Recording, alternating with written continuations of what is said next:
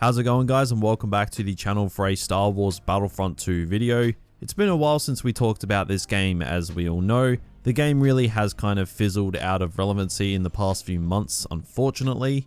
We all held on to a glimmer of hope that things might get reinstated for Battlefront 2 or something might happen, but it's just not going to now. It's been too long, so things are pretty much dead and buried, but that's why I'm making this video. Because fans have actually taken it upon themselves to bring this game back to life. I've had a few people message me about this over the past couple weeks, and I didn't think it was anything worth checking out originally, but then I did, and some of the results that I've seen from it so far is actually pretty amazing. So we'll dive into all of that in today's video, and if you guys end up enjoying it, then this could be something that I keep covering as time goes by. As you know, this channel was built on Battlefront 2, and it's nice to go back and see where things are at and where they're going, and where it's going could get really interesting. So if you do go on to enjoy this video, then make sure you drop a like, as it helps get these videos out there, and subscribe to the channel if you are new. But now, let's dive on into it. I've got lots of cool stuff that I want to showcase and talk about today. So as we all know, Battlefront 2 was completely left for dead so DICE could put all of their focus onto Battlefield 6. And it's been well documented by pretty much everyone with a pulse, except for the people making the decisions, that that wasn't a very good idea. So because Battlefront 2 came so far and developed such a big following from the pieces of the fandom that was left after the controversial launch of the game, there are still a lot of people that want this game to keep on thriving, but a game can only go so far once its live service ends. The game is basically dead on Xbox in most countries, but it does have a following on PC still because of mods mainly, and PlayStation still has a half decent amount of players due to the game going on PlayStation Plus months ago. So overall, it's not in a great state in terms of players as expected.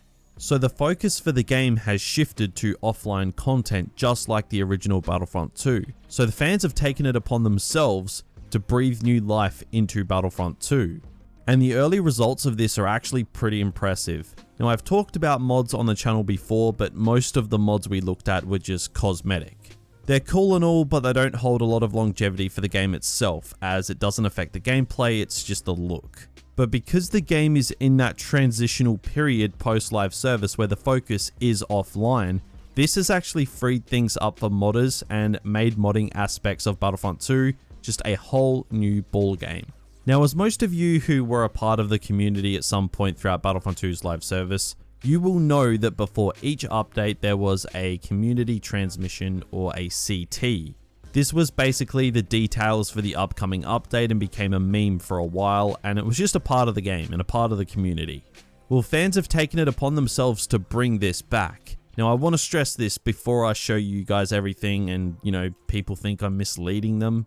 This is not an official update for the game. This is a fan-made update that will roll out as mods get better and better. It's a mod update, not an official update. So Reddit user Kadevs Gaming, who is a Frosty Tool Suite developer, posted this CT to that Battlefront 2 subreddit that we've loved for a long time, just like the old community manager used to do for official updates. Now, this was really cool. As someone who followed the game since its launch, it was great to see this come back. This transmission showcased new fan-made content coming to the game, including one new hero, Ahsoka, as well as 6 new reinforcements and new ways to play in instant action, and some sneak peeks for stuff to come. Now, the reason I find all of this worth bringing attention to is, like I said before, some of it has gameplay changes, not just cosmetic, so it's actually like it's going to be new content for those who can use it. I will run gameplay throughout the video in the background. A lot of the gameplay actually comes from the modders. I will leave their links in the description.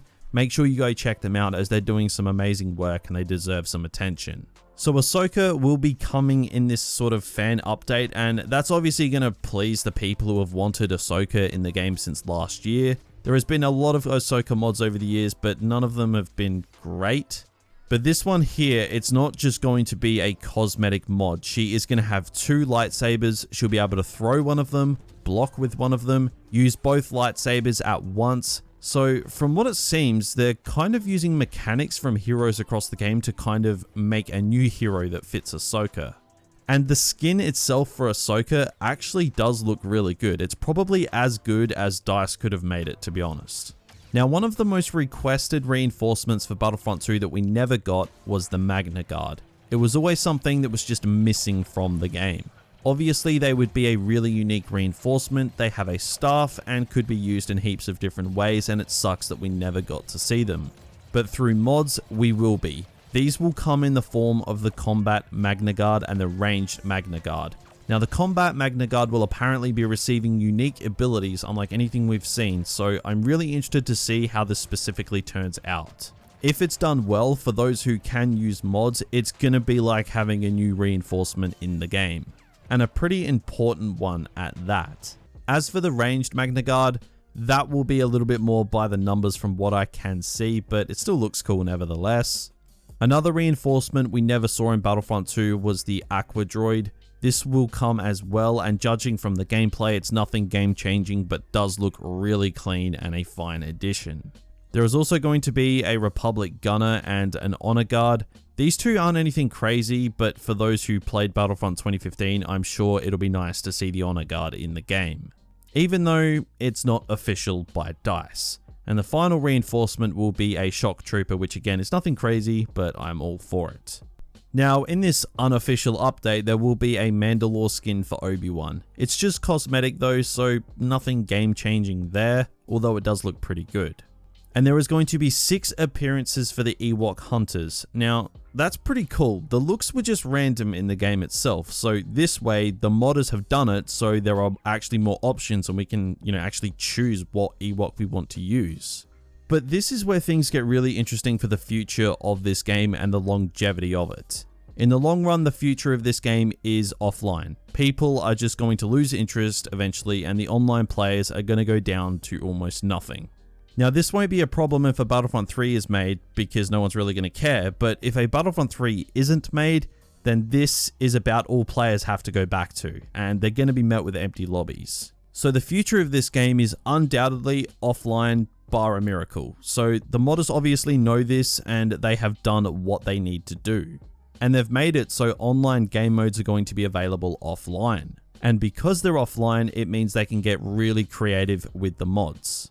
So the 2 game modes that will be coming to offline, one of them is Extraction, which is a decent game mode but was just impossible to find games in, even when Battlefront 2 was thriving. And also the other one is Heroes vs Villains, that will be added to offline. You'll be able to customize and have full control over what heroes or villains spawn and how many, with up to 11 on each side. And like they say here, it's going to be the ultimate Battlefront experience. And on paper, I think that sums it up really well, and I can't wait to test it out. And finally, they give us some teasers on what is coming next. Strike will be coming to instant action, more reinforcements from the original trilogy and sequel trilogy will be coming, such as the Rebel Commando and New Republic Security Droid. They will both be on the way. So it looks like the future for this game really is going to be with its modding community. The game is fizzling out fast, but fan updates on mods like this could really keep a cult following intact for a long time. And I just think it's really cool to see fans just take things into their own hands and just get super creative with the game to keep it alive. Now, I do know that a lot of you are on console, which does suck, but if you're a super fan of the game and you want to test this stuff out, and maybe you have even a laptop that you can, pick this game up for $5 to $10 off Steam, that could be something for you. But for those with a PC, this is pretty exciting stuff. And there is certainly a lot to look forward to help scratch that Battlefront 2 itch that I think pretty much 99% of us have. So if you guys did end up enjoying this video, I am more than happy to cover big mods that really change things up in future. But of course, go ahead and let me know down in the comments if that is something that you would like to see.